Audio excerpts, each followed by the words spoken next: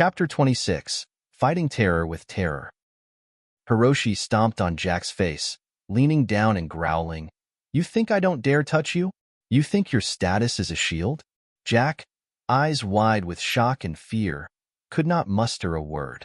"I'm telling you, all your high and mighty statuses mean nothing to me." Hiroshi kicked Jack in the head. "Maybe before the world changed, your threats meant something. But now, you're nothing to me.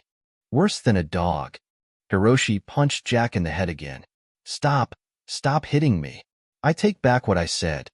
Jack was genuinely terrified. He hadn't expected Hiroshi to be so decisive. Jack was the type who hid in his office, playing cunning games, completely different from Hiroshi. If Hiroshi let him go today, Jack might indeed make Hiroshi wish for death. But Hiroshi wasn't playing by any rules or engaging in a battle of wits. He was smashing all of Jack's schemes with brute force. If Jack was the cunning emperor, Hiroshi was the warrior who broke through with sheer strength. An emperor's wrath could cause blood to flow like a river. But the wrath of a mere warrior could spill the emperor's blood within 5 steps. "If you hadn't spoken, I wouldn't have known about all the evil you've done." Hiroshi's eyes filled with murderous intent.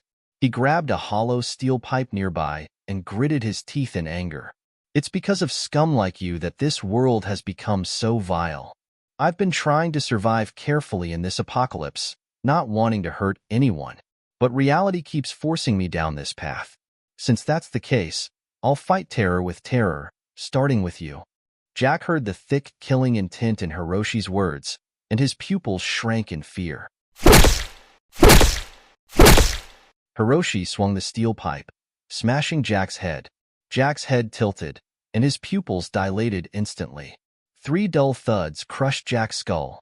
The ambitious schemer, ready to embrace his new life, died at the hands of someone he considered a mere ant. 30 minutes later, a raging fire consumed Warehouse 78. By the time the firefighters arrived, the entire warehouse had been reduced to rubble. Among the ruins, they found 2 nearly incinerated bodies. After painstaking identification, they finally confirmed the identities of the 2 corpses. Jack, the general manager of Stardust Company. Yuna, head of Stardust Company's security department.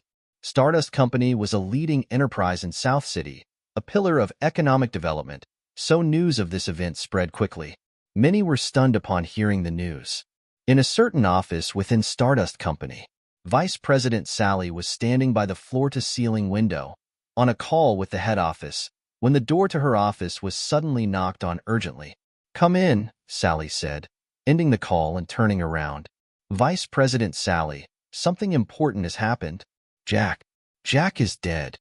The secretary burst in, breathless. Sally's stunning face showed a flash of surprise before turning serious. "Are you sure?" "It's true. The military police and hospital have confirmed his identity.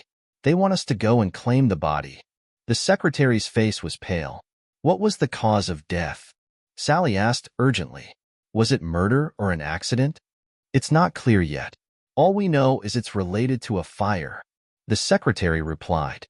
"A warehouse on the outskirts caught fire, and firefighters found Jack's body in the ruins."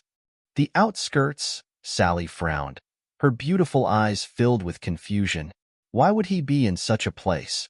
The company has no business there." "That I don't know." The secretary shook her head. "This wasn't an accident." Sally's eyes suddenly shone with sharpness, like a hawk. Her red lips parted slightly. "Investigate immediately whether Jack had any recent contacts with strangers, and his call records. I want detailed information within 3 hours."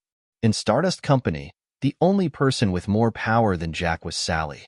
With Jack's death, this was an excellent opportunity for her.